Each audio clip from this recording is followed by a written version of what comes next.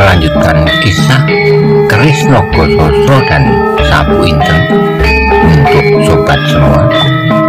Selamat menikmati. Salam sejahtera dan bahagia untuk Anda keluarga. Salam budaya.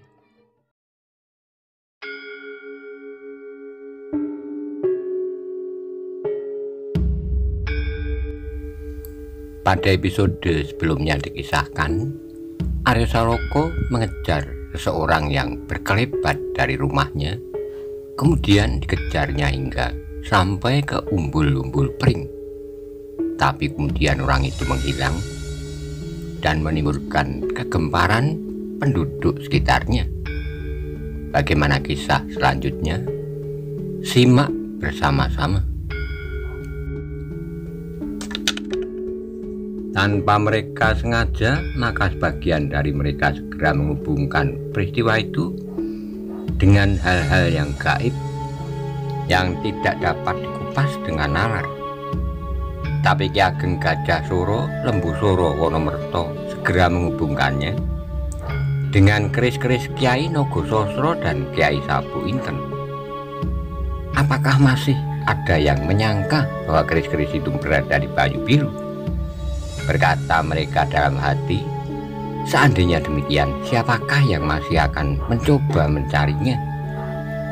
Yang paling mungkin adalah mereka sisa-sisa dari gerombolan hitam yang masih belum punah benar. Tapi di antara mereka sudah tidak ada seorang pun yang akan mampu mengganti kedudukan pemimpin-pemimpin mereka, kecuali apabila ada pendatang baru yang akan merebut kedudukan golongan itu. Setelah puas mereka mencari dan ternyata mereka tidak menemukan apapun, maka segera mereka kembali ke rumah Ki Ageng Gajah Suro. Dan beberapa orang di sekitarnya kembali pula ke rumah masing-masing sambil bergumam, Kiai Jenggot itu kini mengganggu lagi. Kembali di pendopo Banyu Biru, beberapa orang berkumpul membicarakan keanehan yang baru saja dilihat oleh Aryo Saloko. Dalam kesibukan pembicaraan itu, maka berkatalah Ki Ageng Gajah Suro, "Aryo, apakah kau benar-benar melihat seseorang? Atau hanya karena hatimu yang sedang gelap itu saja, maka kau seolah-olah melihat seseorang di halaman?" "Aku melihat sebenarnya ya," jawab Aryo. Namun tiba-tiba ia menjadi ragu-ragu. Tapi ia merasa bahwa ia melihat seseorang. Melihat keraguan-raguan itu, maka berkatalah Ki Ageng Gajah Suro, "Atau sebuah mimpi yang buruk?" Aryo menggigit bibirnya, namun kemudian ia berkata, "Marilah kita lihat." Aryo tidak menunggu jawaban dari siapapun, segera ia turun ke halaman dan menyuruh beberapa orang penjaga menyalakan obornya. Ayahnya, pamannya, Kebo Kanigoro dan orang-orang lain segera mengikutinya. Mereka pergi ke halaman belakang dengan obor di tangan. Berapa saat kemudian terdengar Aryo berteriak, "Inilah ya, lihatlah bekas-bekasnya. Apakah hanya bekas kakiku sendiri?" Semua orang kemudian mendekatinya. Di bawah dinding mereka melihat beberapa bekas-bekas kaki. Seberkas adalah kaki Aryo Saloko, sedang beberapa langkah di sampingnya ditemukan pula seberkas telapak kaki. Salah satu dari berkas itu adalah kaki orang yang dikejarnya.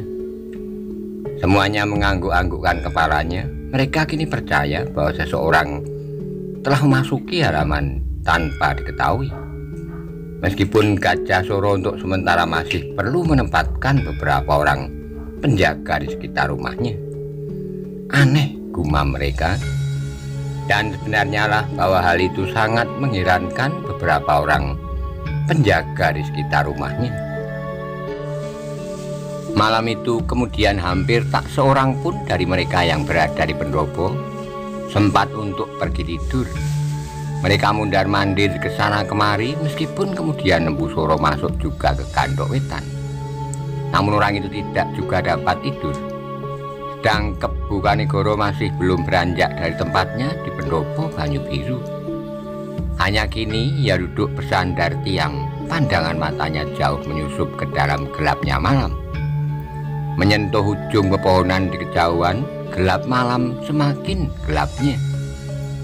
Ketika ia melihat Arya Saloka naik ke pendopo dan duduk di sampingnya, maka terdengar Keboga Nigoro itu bertanya lirih, "Kenapa kau tidak membangunkan seorang pun, Arya?" Arya duduk dengan gelisahnya, kemudian jawabnya, "Aku tergesa-gesa, Paman. Aku lupa segala-galanya. Aku hanya mengharap untuk dapat menangkapnya." "Orang itu bukan orang kebanyakan, sangat berbahaya bagimu, Arya. Siapa tahu ia memiliki sesuatu yang lebih berbahaya dari Sosro Birowo." Arya menundukkan kepalanya. Kata-kata Keboga Nigoro itu dapat dimengertinya, namun ia benar-benar tidak dapat kesempatan untuk berbuat banyak. Demikianlah malam itu Banyu Biru diliputi oleh suasana yang aneh, mirip dengan suasana yang pernah mereka alami sebelum Arya Saloka hilang dari lingkungan rakyat Banyu Biru. Demikian pula suasana di rumah Ki Ageng Gajah Suro. Dahulu pernah juga berjaga di pendopo itu. Dahulu mereka duduk dengan kesiagaan penuh di pendopo, di luar pendopo bahkan beberapa orang berjaga-jaga di halaman belakang. Namun keris-keris yang mereka simpan ternyata lenyap pula. Gajah Suro menggeleng dengan sendirinya. Panembahan tidak akan membuat mereka menjadi bingung lagi tanpa maksud-maksud tertentu yang tidak mereka mengerti sebelumnya. Apakah kali ini juga terkandung maksud seperti itu? Namun tak seorang pun yang dapat duduk dengan tenang. Wonomerto pun menjadi gelisah. Bantaran, Panjawi, Jaladri berjalan hilir mudik di halaman dengan pedang di pinggang masing-masing. Bahkan Jaladri tidak lupa pula membawa senjatanya yang aneh, canggah, tombak bermata dua. Halaman rumah Ki Ageng Gajah Suro benar-benar dikuasai oleh ketegangan. Suasananya mirip benar dengan suasana peperangan. Tapi mereka tidak tahu pasti siapakah musuh yang harus mereka hadapi. Malam pun semakin lama menjadi semakin tipis. Ketika di timur telah membayang warna merah, maka terdengarlah ayam jantan berkokok, bersaut-sautan untuk yang terakhir kalinya. Kabut yang tebal turun membawakan udara yang sangat dingin, sehingga kepekatan malam itu pun kemudian disusul dengan kabut yang keputih-putihan memagari pandangan. Meskipun malam telah hampir lenyap, namun lereng Telomoyo itu kini seakan-akan berselimut dengan kabut yang tebal, seperti seorang raksasa yang berbaring kedinginan. Tetapi malam itu telah dilampauinya tanpa terjadi sesuatu yang menguncangkan suasana. Mereka memasuki hari mendatang dengan napas lega. Meskipun demikian, apa yang terjadi pada malam itu sangat mempengaruhi ketentraman hati para pemimpin Banyu Biru. Pagi itu Arya Saloka telah mengutus 3 orang untuk menyampaikan kabar tentang hilangnya Indang Widuri ke Gunung Kidul. Arya telah berpesan dengan sungguh-sungguh bahwa mereka hanya menyampaikan pemberitahuan saja. Segala sesuatunya kemudian terserah kepada Maiso Jenar sendiri. Meskipun dalam hati Arya mengharap agar gurunya itu mengambil keputusan untuk datang ke Banyu Biru, Arya yang masih muda itu sama sekali tidak dapat mempertimbangkan persoalan lain yang menyangkut kehidupan gurunya. Demikianlah maka ketiga orang itu yang dipimpin oleh Bantaran berpacu menuju ke Gunung Kidul. Suara kaki-kaki kuda berderak-derak memecah kesunyian. Beberapa orang melihat Bantaran memacu kudanya cepat angin. Maka timbullah beberapa pertanyaan dari hati mereka, kemanakah Bantaran sepagi ini? Peninggal Bantaran, orang-orang di Banyu Biru masih meneruskan usaha mereka mencari Indang Widuri. Arya Saloka sendiri menjelajahi segenap sudut Banyu Biru, namun Indang Widuri benar-benar lenyap. Karena itu maka Arya Saloka menjadi gelisah, cemas dan marah yang meluap-luap. Ia tidak akan menjadi sedemikian gelisah seandainya ia harus mencari apa yang hilang, bahkan pusaka Banyu Biru sekalipun, sebab ia akan dapat menggunakan waktu yang panjang, seminggu, sebulan, bahkan setahun 2 tahun sebelum benda itu ditemukan. Namun tidak akan dapat terjadi demikian dengan Indang Widuri. Ia tidak dapat menunggu sebulan, 2 bulan atau lebih. Sebab dengan demikian banyak hal yang akan dapat terjadi dengan gadis itu. Hal-hal yang tidak akan dapat terjadi dengan pusaka-pusaka atau benda-benda lain. Sebenarnya lah bahwa Endang Widuri bukanlah benda-benda itu. Dalam keadaan yang demikian itulah maka terasa sekali pada Arya Saloka bahwa ia tidak sekedar kehilangan tamu atau kawan bermain baginya, tetapi bahwa dengan hilangnya Endang Widuri terasa ada sesuatu yang hilang pula dari hatinya. Sesuatu yang tidak jelas dapat dikatakan namun dapat dirasakannya. Ibunya Nyai Ageng Gajasura menjadi sangat bersedih pula. Bukan saja karena Widuri sudah menjadi sangat cumbu padanya, namun sebagai seorang ibu segera ia dapat melihat luka yang tergores di hati anaknya. Nyai Ageng sangat iba melihat Arya Saloka kadang merenungi titik-titik di kejauhan, namun kadang-kadang ia menjadi sangat gelisah.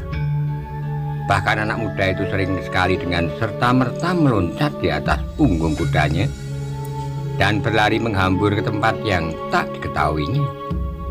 Apabila perasaannya mendesaknya untuk segera menemukan Endang Widuri. Namun kemudian Arya Saloka kembali pulang dengan wajah yang pedih. Widuri belum ditemukan. Tidak saja Arya Saloka yang mencarinya hampir sepanjang hari. Di setiap hari, namun Kebo Kanigoro pun kemudian jarang-jarang nampak di rumah Ki Ageng Gajasura. Hampir setiap hari apabila matahari telah terbit ke timur, Kebo Kanigoro segera minta diri untuk mencari anaknya.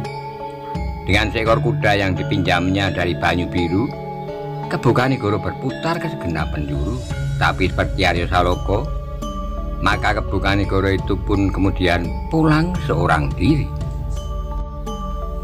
Hingga akhirnya Kebo Kanigoro berkata kepada Ki Ageng Gajasura, "Ki Ageng, apabila Endang Widuri tidak segera dapat aku temukan, maka aku akan mohon diri untuk mencarinya.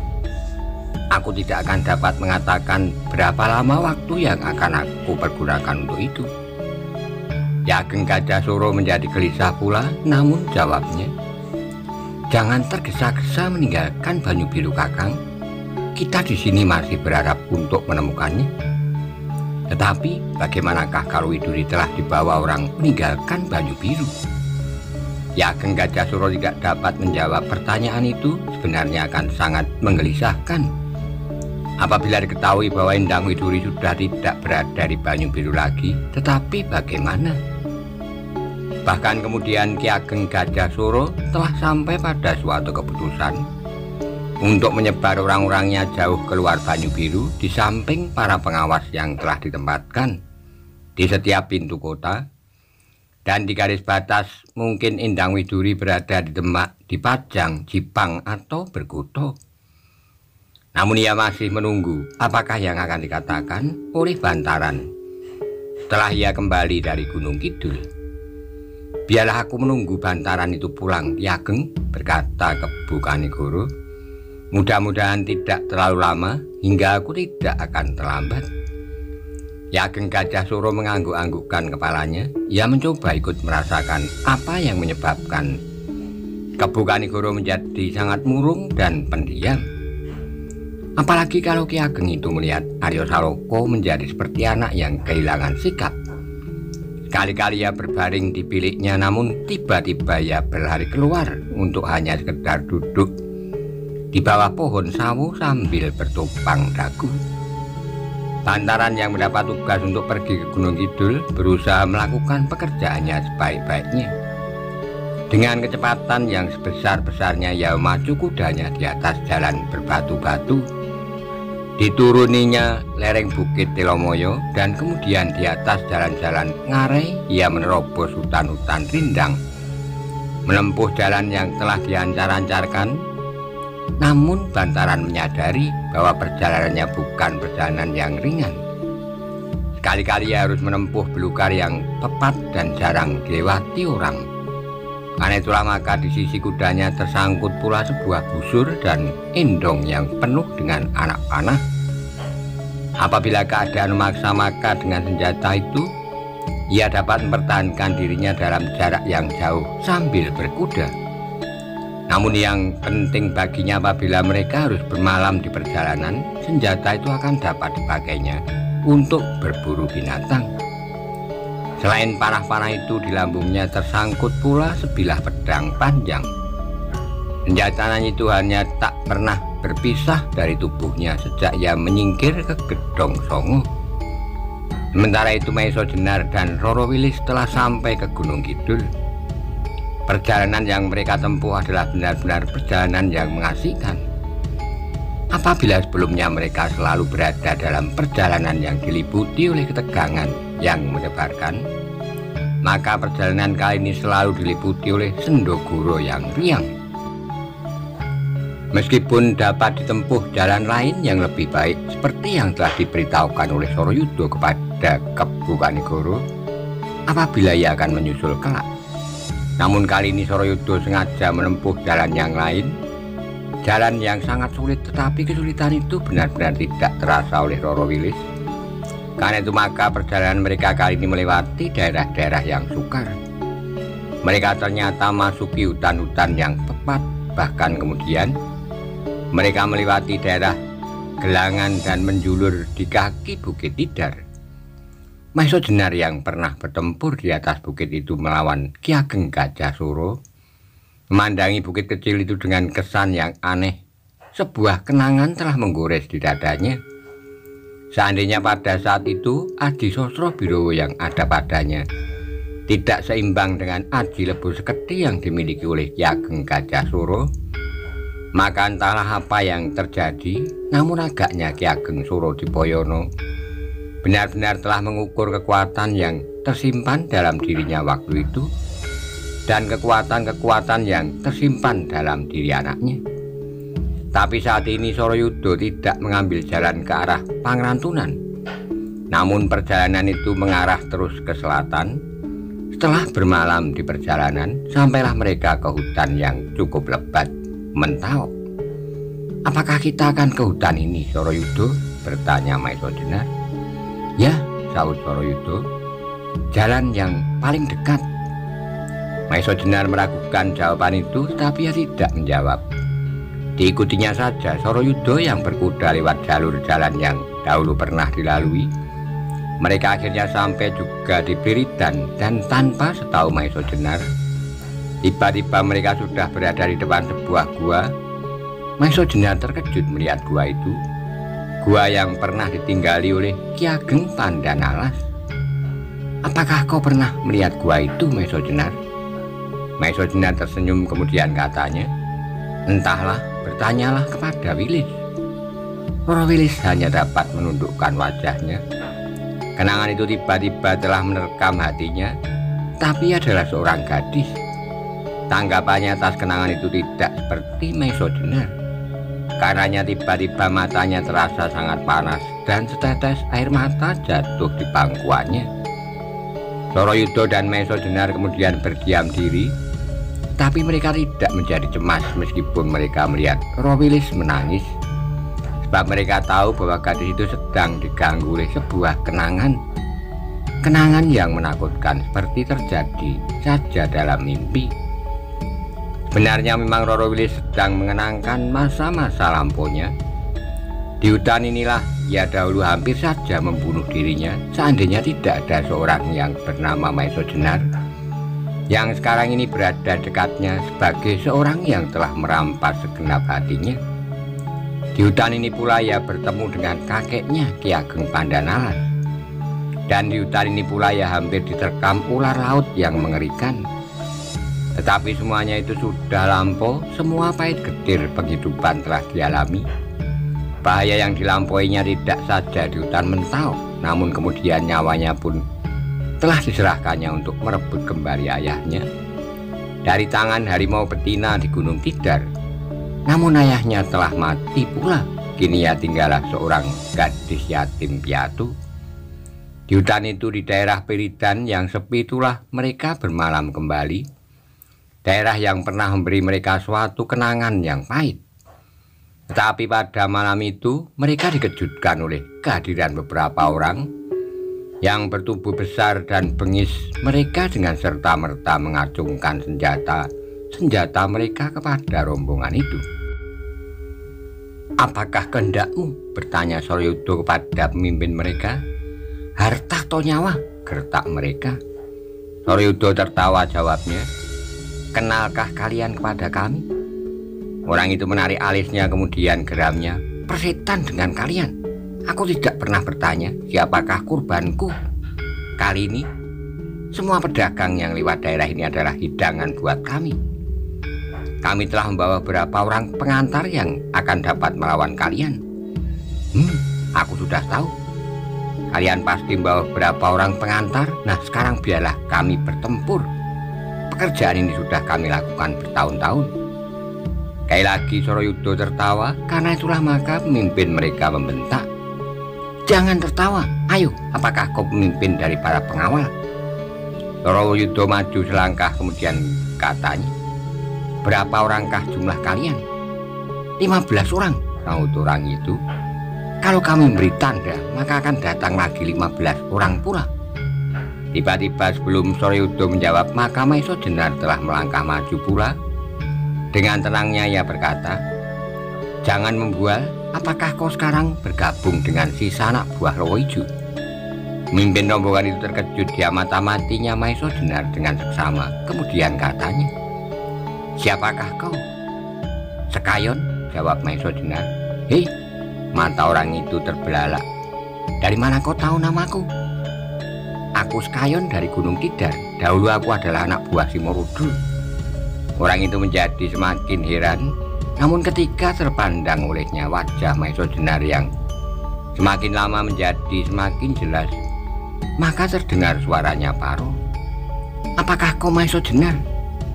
Maesa Jenar tersenyum, jawabnya, "Kau masih mengenal aku? Kapankah kau melihat wajahku?" Sekayon pernah melihat Maesa Jenar beberapa kali. Ia ikut dengan Simorudro di Gedangan. Ia ikut pula mencegat Laskar Demak di Gunung Telomoyo. Dan ia melihat Maesa Jenar bertempur melawan beberapa orang tokoh hitam. Karena itu setelah Sekayon yakin bahwa yang berdiri di hadapannya itu Maesa Jenar, maka katanya terbata-bata, "Maesa Jenar, kami tidak tahu bahwa rombongan ini adalah rombonganmu. Karena itu, maka aku mencegatnya. Aku sangka bahwa rombongan ini adalah rombongan para pedagang yang akan menyeberangi hutan ini." Jadi perbuatan-perbuatan yang demikian itu masih saja kalian lakukan setelah lurahmu mati? Sekayon tidak menjawab, tetapi kepalanya ditundukkannya. "Sekayon, apakah kau percaya bahwa rombonganku akan dapat menumpas rombonganmu sekarang ini?" Wajah Sekayon menjadi pucat. Ia berpaling, dilihatnya beberapa anak buahnya menjadi heran. Tapi ada di antaranya yang pernah melihat Maesa Jenar.